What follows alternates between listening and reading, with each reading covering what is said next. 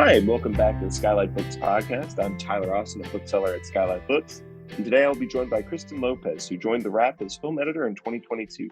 She has been a pop culture essayist, critic, and editor whose articles has appeared at Variety, MTV, TCM, and Roger Ebert. She was previously the TV editor at IndieWire, where she was nominated for a SoCal Journalism Award and National Journalism Award by the LA Press Club. Her first book, But Have You Read the Book? 52 Literary Gems That Have Inspired Our Favorite Films, is due out from Running Press and TCM on March 7th. A California native, Kristen was raised in a small suburb near Sacramento and graduated with a master's in English from CSU Sacramento. She's a creator of the classic film podcast Ticklish Business. Based in Los Angeles, she enjoys reading and finding old Hollywood connections in her neighborhood and her free time. Super impressive, many jobs, many awards, many degrees, and we're lucky to have her here on the podcast. Thank you so much. As a big SKYLIT Books fan, this is a treat. Oh, I'm so glad. It's like a local hood, a local neighborhood hunt. I mean, you can't escape it if you're in the Los Angeles area. Yeah. Yeah. I was just telling you before we got on the pod that I was so excited when I saw your book. We're here to talk about, but have you read the book? Which basically at SKYLIT, we have our running series now called Better Than the Movie. I'm sure an alternate title that you had thought about, where we do a similar thing. And I just thought like we had to get you on the pod to talk about it. So like, how did you start writing the book? Yeah, so I had always wanted to write a book. I love TCM, and I had a coworker who had written 2 books for them. And I kind of asked him, like, hey, how does one do this? And he put me in touch with TCM's publishing arm. And we talked for a long time about a lot of different ideas that I was into, none of which were this. And they came back to me and said, well, we have this idea that we've already sold. We're looking for a writer for it. You know, you have a master's in English. Do you read a lot? And I had to laugh because, yes, as a person with a master's in English, you do read a lot. But as they started explaining the project to me, I was even more excited because I am a person that is incredibly impatient. I cannot wait a year or 2 for a movie to be made, especially if it has somebody that like I love. So I do go and buy the book and read it as quickly as I can so that I can essentially know what's going to happen to get me through that year or 2 years that it takes to make the movie. So I do this all the time. I always read the book if they're based on an upcoming film. So when they said, well, we're doing a thing about film adaptations, I was like, not only do I read a lot, but I also do this all the time. So it was really a perfect union of like a project they already had and a person who already spends way too much time reading and watching movies. So at what point did you first go like, okay, movies can be based on books, and by reading the book, this is a cheat code to know what the movie is going to be? Like, do you remember the first one? Oh gosh, I don't really remember. It probably was something stupid with an actor where I was like, I have to know what's going to happen to this person ASAP. So it was probably something really, really silly, and I'm probably glad I don't remember what it is.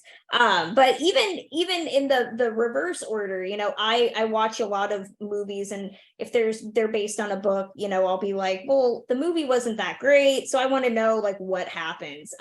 So for me, I think some of the earliest gateways were like reading some of the more like over literary books like your Wuthering Heights, your Draculas, and all of that. And then eventually later, just in my classic film education, just watching those movies and knowing the book already, being like, it's really weird. Frankenstein is not at all like Mary Shelley's book. Like, why'd they do that?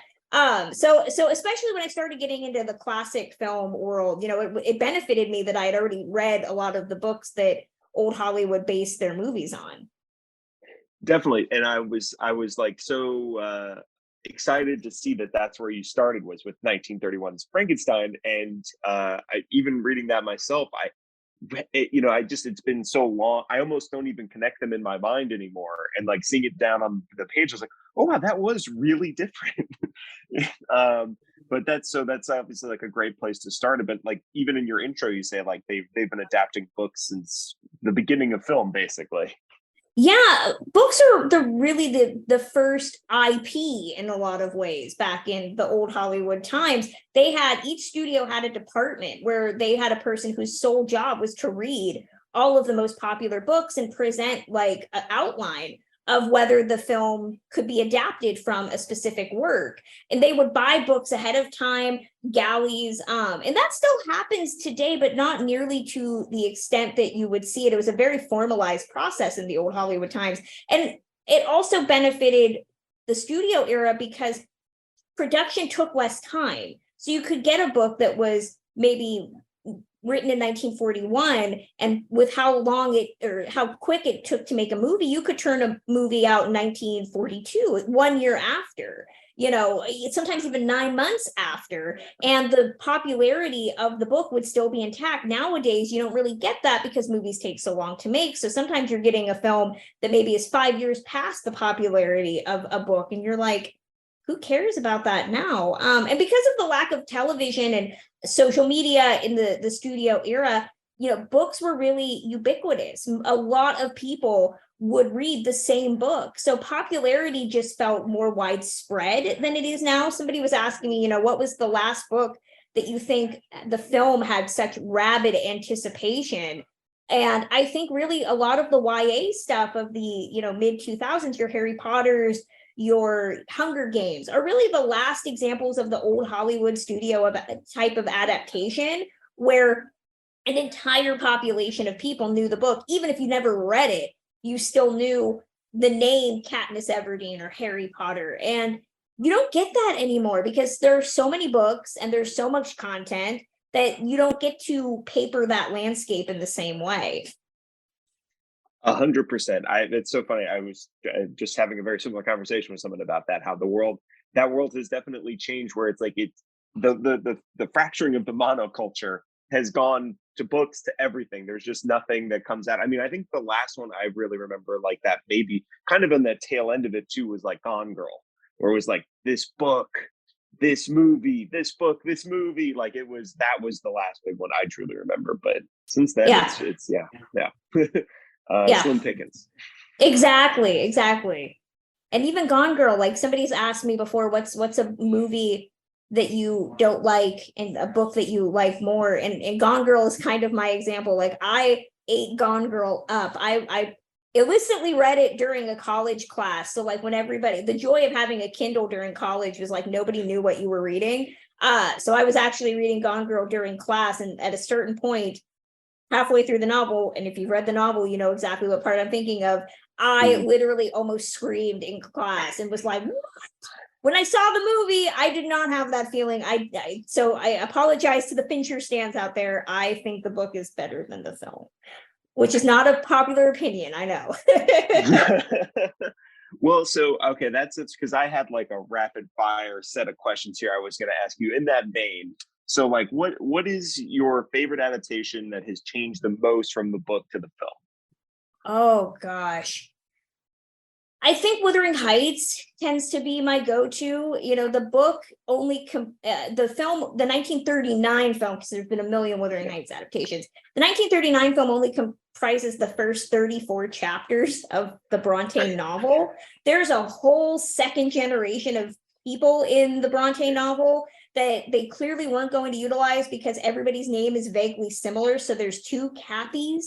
There's a Hareton and a Hindley, who are two different characters. There's an Earnshaw, which is not the last name of the main family. It's a totally different character. So I can see why they condensed it. But the biggest change is, Emily Bronte's novel is far more of like a Gothic tragedy. And the film from 1939 is very firmly a love story with like a little ghost stuff in there. Not at all the like kind of sad, tragic story of like emotional manipulation and abuse that the novel is. And I still love both of them equally, but I always tell people, if you want something that's more aligned with the book, the PBS Masterpiece Theater version with Tom Hardy is probably closer to that than the 1939 version. The 1992 film does try to compose all of the book, and it's really silly because they think they have Juliette Binoche, who is the actress.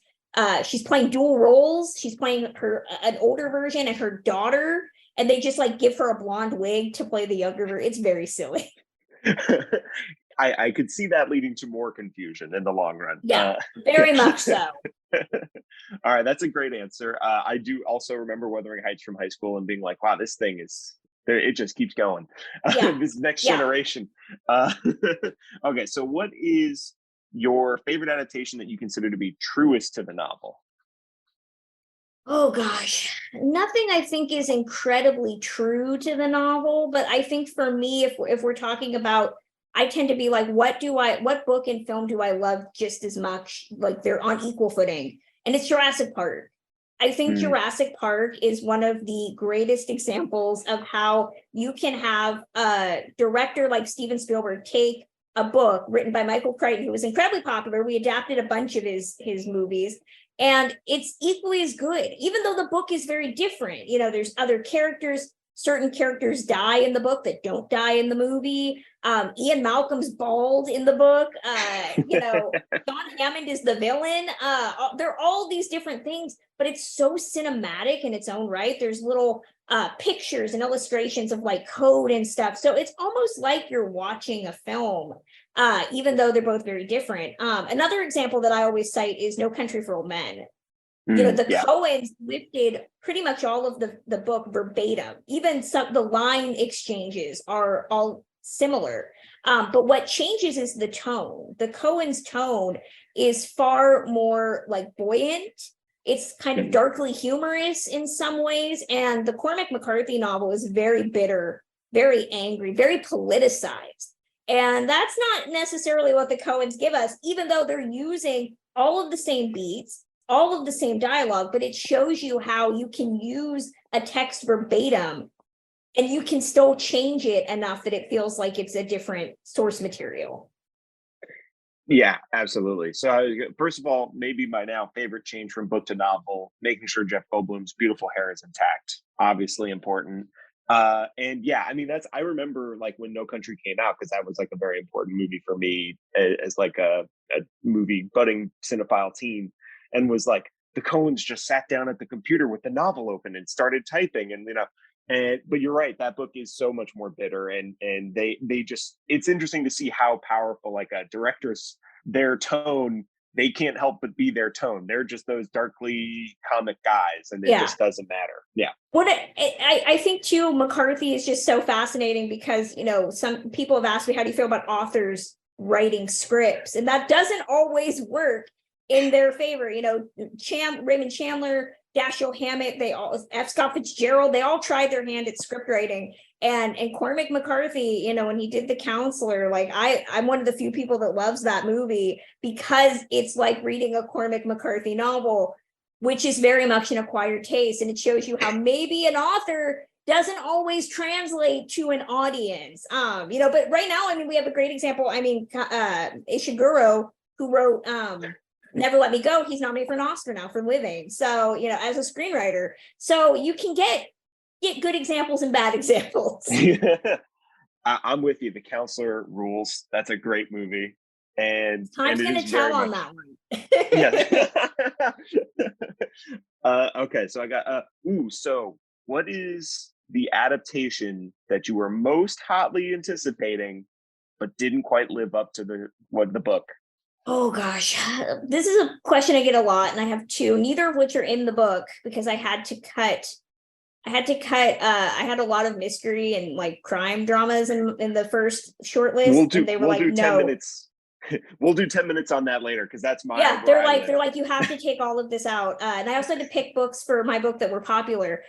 So I was like, the movies had to be popular too. And I was like, nobody cares about this adaptation. So the two I always cite, Gone Baby Gone. I love Oh, Dennis Lehane. I love the book. And the Ben Affleck movie is very, very good. But the ending of that film is very different from the ending of the book. Which I wish that Affleck had maybe stuck with it, but then it would have required like a whole additional subplot that would not have made sense. The one that I always tell people that just makes me mad is Don Winslow's Savages that they adapted in 2012. yeah. Love the book. I love it so very, very much. And the movie is about 90%. I'll take it, mostly because of personal bias, because everybody in it is gorgeous. But the ending of the film is there's like a cop-out ending, and they give the characters a happy ending. And if you've read the book, you're like, no, everybody dies. Like it's a bloodbath at the end, which is very Dawn Winslow. And I remember sitting in the theater with my mom and we both read the book. We both loved it. And we saw the movie. They give you the ending. You're like, yes, we're going out like Oliver Stone, like blood and gore and sadness. And then they're like, just kidding. That's a cop out. And it's this happy ending. And my mom and I were just like, no, why is this happening? So much so that I friends follow Dawn Winslow on Twitter, and I asked him after I saw him, like, why did you change the ending? He's like, that was not me. That was a studio note. That was Oliver Stone. I always tell people, if I show it to people, I turn it off before the last 10 minutes. I'm like, well, that's how the movie ends. They're like, but there's more. I'm like, nope. That's how the movie ends. That's all you need to know. So I wait for the day. Supposedly Oliver Stone has this big director's cut of it. Maybe he decides to keep the original ending, but it's always the line where I'm just like, you were going so well. Why take out a good thing? Yeah, I love the idea of you and your mom just like having the most blood-soaked book club. Yeah. We were ready. We like, it's the only time we were just like, the movie's almost over, but I feel like we need to leave. Like we need to just walk out in disgust. The movie didn't make any money, so I think we're the only ones that care about the fact that it does not adhere to the source material. Yeah, I mean, that's tough. The thing I always remember for that movie was like, that's the first time Travolta was like, I'm bald. Yeah. I'm going to admit it. Exactly. And the film also like really ups the racism, which is a little upsetting. It's unrepentantly racist in a way. And the book, I think, is a bit more nuanced in how it looks at like crime from like white people's perspective versus the Latino experience. So there's a bit more nuance in the source material, but this is Oliver Stone in 2012. And he's just like, nope, I have opinions and I'm going to keep them and I'm going to present them as like the whites are bad, but they're not nearly as bad as the Latino characters. So tone can really change when you are adapting something. Yeah. The Oliver Stone tone is undeniable. Certainly. I always say if that book had been adapted when Oliver Stone was like in the 90s, it might have been better. Unfortunately, we got like post 9/11 Oliver Stone, which not the Stone you want. So no. Post brain meltdown. He's just best pals with Putin. All that. Yeah. It's not good. Let's see. So okay. What would you consider like, have you ever read anything in a book where you're like, I don't know if that rang true to me, and then you watch the movie and it was like they leveled it out, they fixed it? What's the best change from a book to a film? Ooh, the one I always it's the one, if you read my book, it's the one where I had to really kind of like explain my distaste. So Ernest Hemingway's To Have and Have Not is unrepentantly a racist book, very much so, to the point where I was like, I don't know if I want to endorse this by putting it in the book. And they were like, TCM was like, well, you can always start over with a new book. And I'd already watched the movie. I was already like 5 chapters. It was the last book I needed to do. I'm like, nope, just gonna go through. Pretty much what I discovered was that Howard Hawks, the director of To Have and Have Not, and Ernest Hemingway made a bet during a drunken night that Hawks could turn a decent film out of Hemingway's worst novel. And that's what he did. He made to Have and Have Not. It's a Casablanca ripoff. It has very little to do with the original source material. But I think for me, the version that I prefer is from 1950. It's The Breaking Point. And that is closer to the book. But Michael Curtiz and the screenwriter add in a Black character played by Juano Hernandez, who is the right-hand man of the main character played by John Garfield. And it's such a beautiful, heartbreaking relationship, and you come to feel for the character. And the end of the film, the final image, is just this sad, like poignant I think like it's aged ridiculously well in how we sacrifice people of color. And every time I watch that, I'm like, God, I want to know what Hemingway thought about that. Cause he wrote like a ridiculously racist book, like hates on all ethnicities equally. Like it had to irk him a little bit that they turned his movie and like add in this person of color that you feel for more than anybody else. So I always tip my hat to the screenwriter for The Breaking Point for actually like maybe kind of trolling Hemingway's book and being like, well, we're actually going to make it far more inclusive than you did. I'm so glad you brought that one up, because that is I actually just saw that movie, To Have and Have Not. I saw the that version in theaters recently, and was and really and was just like you're just blown away by like Bogey and McCall, like they're so. But it is a shameless Casablanca ripoff. B, I was just like, there's the moment where like their famous chemistry is just like them going back and forth between each other's rooms like 3 or 4 times in a row. So the movie just stops for that to happen. And I was like, huh, interesting. I wonder if there's a better version of this out there. And then I got to the end of that entry and I was like, there is a better version. And it was directed by the guy who did Casablanca, even better. Yeah. Most people forget what the plot of To Have and Have Not is. Like they're so wrapped up in the Bogey and Bacall that they forget that there's this whole like people smuggling plot and like and really Warner Brothers, the studio just wanted another Casablanca version. I think an addendum to that story that I always love is that it did cause a falling out between Howard Hawks and Ernest Hemingway, because Hemingway was more upset about the fact that Hawks just kept peddling the rights to different studios, and he made money every time he tried to sell the rights to a studio who maybe put it in turnaround eventually. He made more trying to sell the book than Hemingway made writing the book. And so Hemingway was always upset that he didn't get his monetary due for the book. And I was like, you should just be lucky that somebody made a decent movie out of it, that anybody remembers that book. Yes. Yeah, you should really hope that book is forgotten, and that the movie of everything people remember is the put your lips together and blow. Like that's exactly. Yes, exactly. Yeah.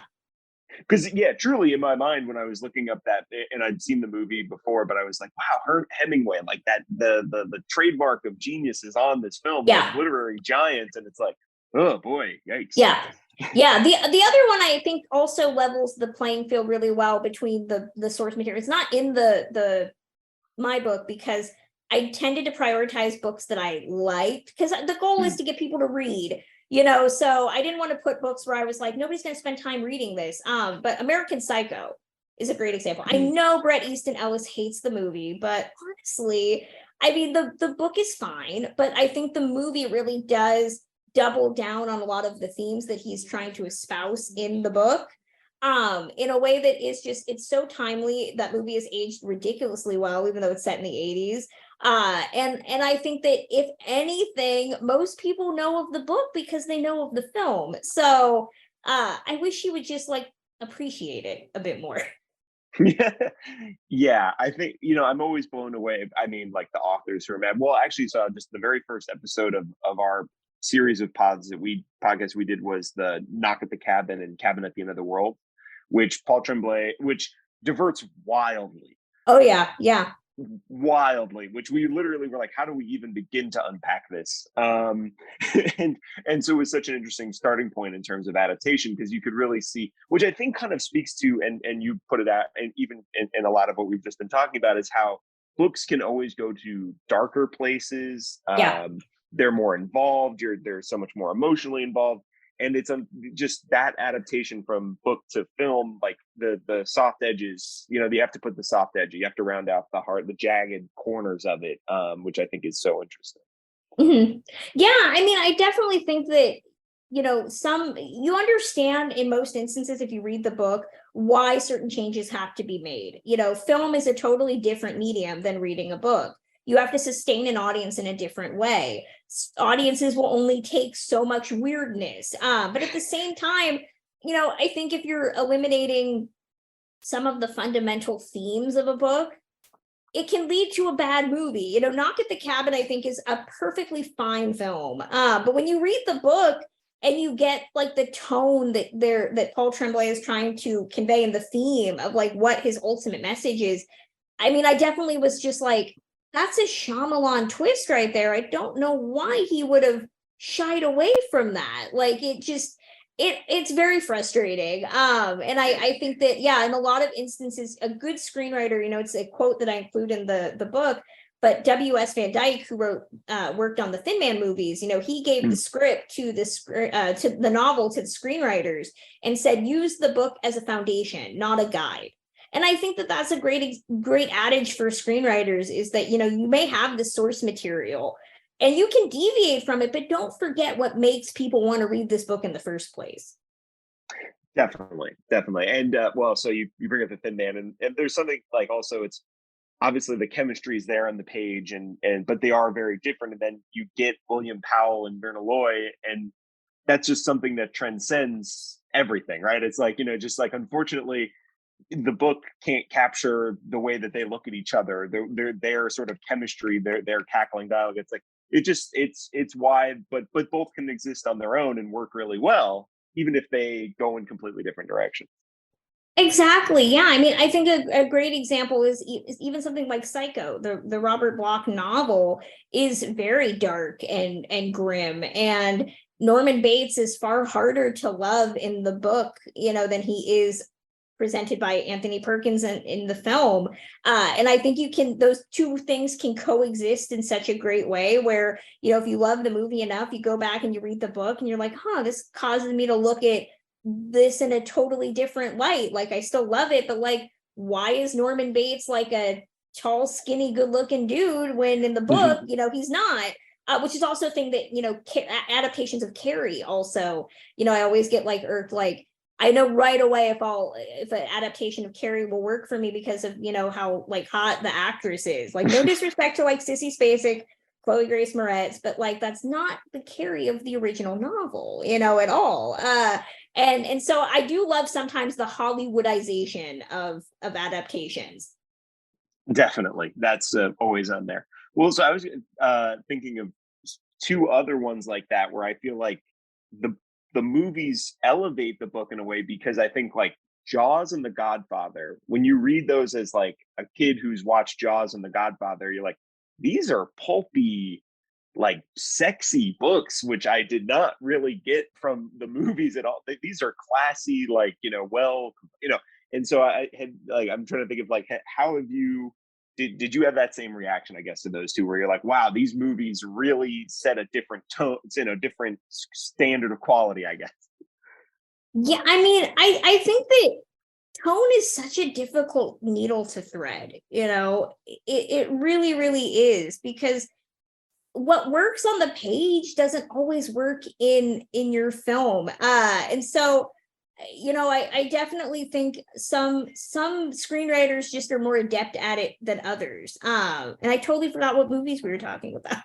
Oh, sorry. Oh, Jaws, which eliminates like an entire sort of love triangle subplot, and then The Godfather, which eliminates a whole bunch of stuff like that. Jaws is interesting because a lot of people say it's the worst book. It's the movie, like a lot of people don't like the book. I think that Jaws is a really interesting case because a lot of people don't even know it's based on a book.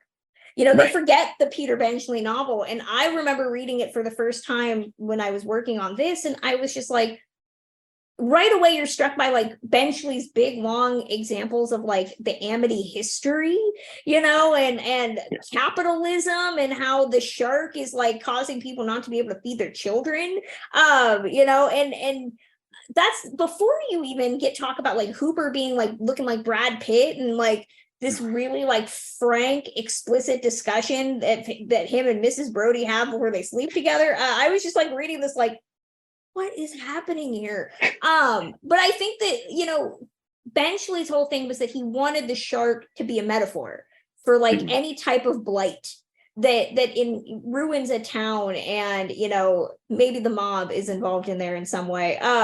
But it's just, I think that Spielberg really did work. I mean, he's got 3 adaptations in my book. I think he really does understand what makes a book successful. And, he tried to adapt as much of it as he could, but I think really condensing it into the story of like government corruption with a shark film really does help streamline things a lot more. The Godfather, that was such a beast to get into production. And when you read it, you know, it's very, all of the beats you expect from the book are translated fairly faithfully into the finished product.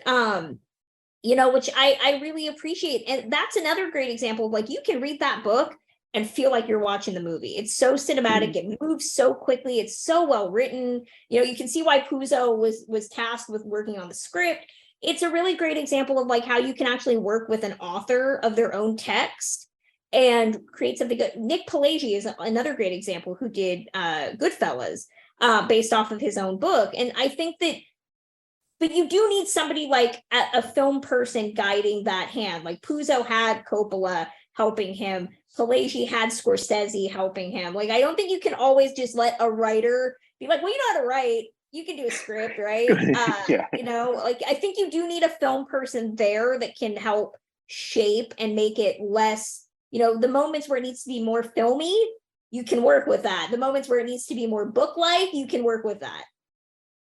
Definitely. Yeah, exactly. And well, Goodfellas is a great example where that movie to me is the most movie. Like, you would be like, this is like, it's an MGM musical, it's MTV cutting, it does everything. But you hear like Scorsese and Pileggi talk about how they work together. They just like were in an office together, and they had old movies on in the background on mute, and Scorsese would mouth along to every word, and you're like, yeah, I could see. And Pileggi loved that, and they would start doing dialogue back and forth, and you're like, oh, I could see how these guys would work together. One guy has such a mind for story, and one guy has such a mind for visuals, and you put that together, it just works really well. And Wise Guy is always my favorite thing to talk about, because most people read it and they're very disappointed because the movie holds such a high bar, but the book also is like, Henry Hill was not nearly as involved in stuff as he is in the film. Like the Lufthansa heist, which is a core element of the movie, Henry Hill wasn't even there. He admits that he was like involved in some point shaving scheme, and he wasn't even like around.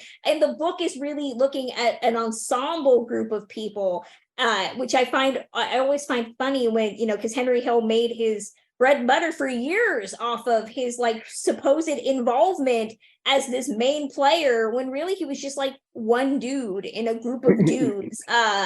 You know, and that's another great example. Like, you add on top of that biopic, you know, is it technically a biopic? Because Henry Hill, it's about his life, but as Pileggi would lay out in his book, like, he was not a central figure, which is always funny. Yeah. Well, and which makes it a great mirror for something like The Godfather, where it's like, we are at the tippy top of this organization, and it's going to be written in this heightened way, and it's going to be filmed in this heightened classical way. And then you go to the Goodfellas, and you're like, we're at the bottom, we're below the bottom of this organization. Guys who can't even get into the organization. And it's shot in a way that portrays it they're dirtbags. They're just dirtbags. And I think like right around, I think within like 3 weeks after Goodfellas came out, you know, Nora Ephron, who was married to Nick Pileggi at the time, wrote My Blue Heaven, which is also based off of Henry Hill's life, and it's a comedy, very different film. So I love that within a relatively close amount of time, you get very dueling looks at Henry Hill's life, neither of which are actually based on the, you know, elements of his life that he was involved in. Yes, exactly. Yeah. And again, you get this very charming version with like Steve Martin, and then it's like, oh no, Henry Hill was the one. He was terrible. Yeah. He was pretty much. That's so funny. Well, I guess how did you I'll start to we'll start to wrap up a little bit, but so how did you come to 52 as a number, and how did you possibly winnow it down to 52? I mean, originally they were like, just list all of the adaptations you know of. We need to know how viable an idea this was. So I gave them like 85 books.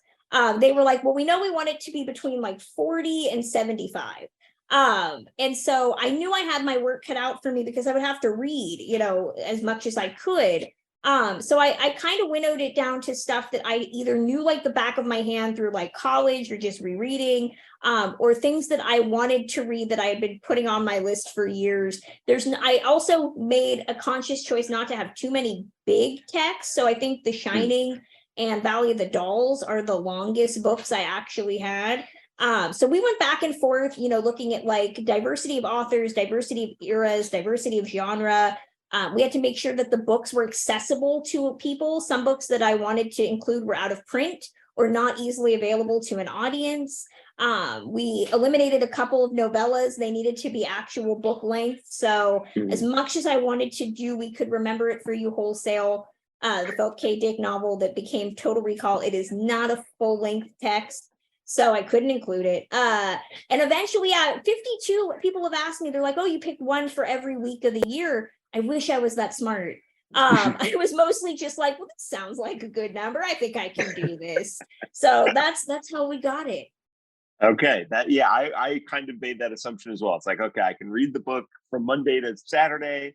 Sunday, I watch the movie if I'm gonna do like a big watch and read along. All right, well, let's do a crime corner here. What do you got? What are your best crime books? What are your best crime movies based on books? I mean, I had a lot of Dennis Lehane stuff on my original list. My original, I had to do 2 sample chapters, and my sample chapters were Wuthering Heights and Mystic River, Nice. which Mystic River is such a great book. Clint Eastwood did his whiz bang with the film, and it does feel very Clint Eastwood, but it also does have that Dennis Lehane grit to it. I think I had Shutter Island on there. I had Gone Baby Gone. I had a lot of James M. Cain, Double Indemnity, Postman Always Rings Twice, which I only ended up with one, which was Mildred Pierce. A lot of, I think like mystery is such a compelling genre for adaptation. I was just telling somebody, like, if I ever get to do a volume 2, like right off the bat, I want to do Death on the Nile. Just because the recent film is so bonkers and weird. I know that Kenneth Branagh wanted to do Agatha Christie that F's, but like, did we need that? Did we? I don't know. I haven't read Death on the Nile, or I have read Death on the Nile. And the book is just, standard Christie fare, little less racist than some of the other ones, which is nice. So I think that, the crime world is just one where, it's always fun to get to see like how they're changing things and what type of, like, Shutter Island is a great example. I love the book so much, and Scorsese did a fairly faithful job, but it does lose something. Like, there's something missing. There's an intangible, like, it factor that does not have the same like power as it did when I read the book before. I had a lot of ones where they were just like, you already have a bunch of crime, so do you feel like you need like 3 Dennis Lehane movies? I'm like, why have 3 Spielberg films? Why can't we just have all the Lehane? So I was fortunate to meet Dennis Lehane recently, and I told him, I'm like, so many of your books almost made this list. I'm like, if I ever do a volume 2, it's gonna be really hard not to just have it be like Dennis Lehane adaptations. Good, bad, and somewhere in between. I will be first in line for the like all crime mystery spinoff of this, please. Like, it's phenomenal. Boy, so many things you just popped in my brain because I was just thinking about it. Death on the Nile. Let's quickly. You would do the more recent one, not the 70s? Yeah, I haven't seen the 70s one. Which the 70s adaptations are really fascinating. One I included The Great Gatsby in my book, but I didn't talk about the 70s version.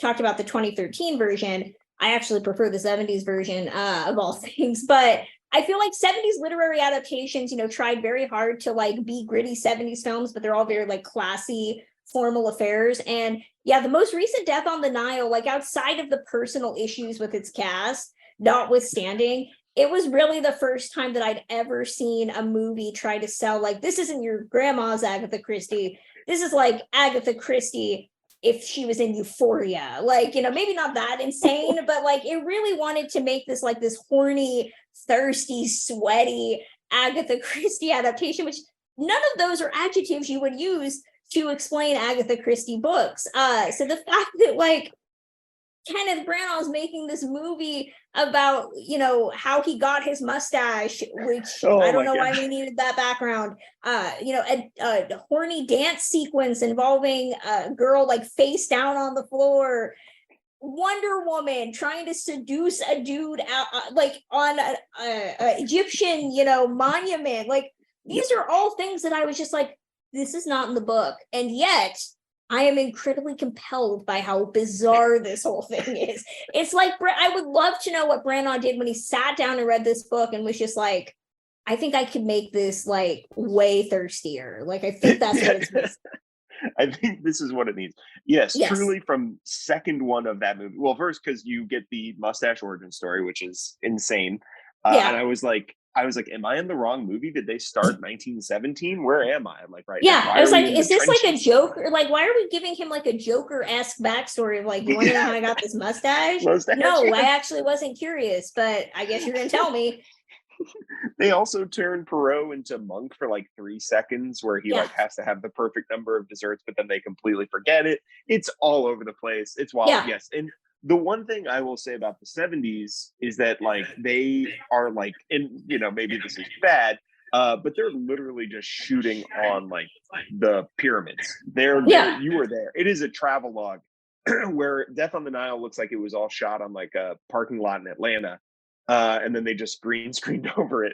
So that would be one ripe for some interpretation on your part there for sure.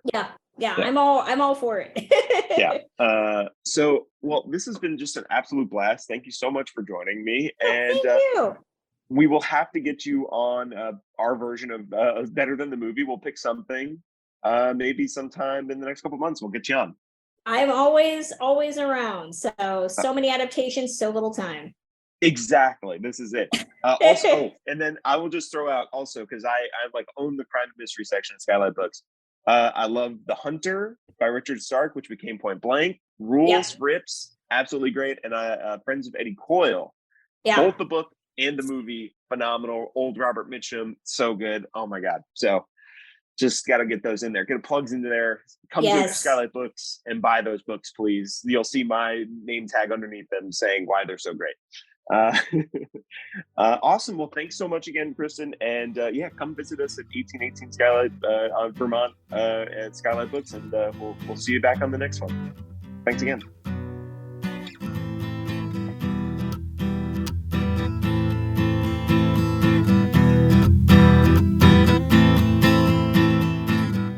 Thanks for listening to this episode of the Skylight Books podcast series. We hope you enjoyed it. If you'd like to check out the book featured in this episode, or others, please visit skylightbooks.com. If you're in the Los Angeles area, stop by for one of our live in-person author events. You can find a calendar on our website. If you like this podcast, leave us a review. It really helps us out. Our music is by Duck the Piano Wire. Till next time.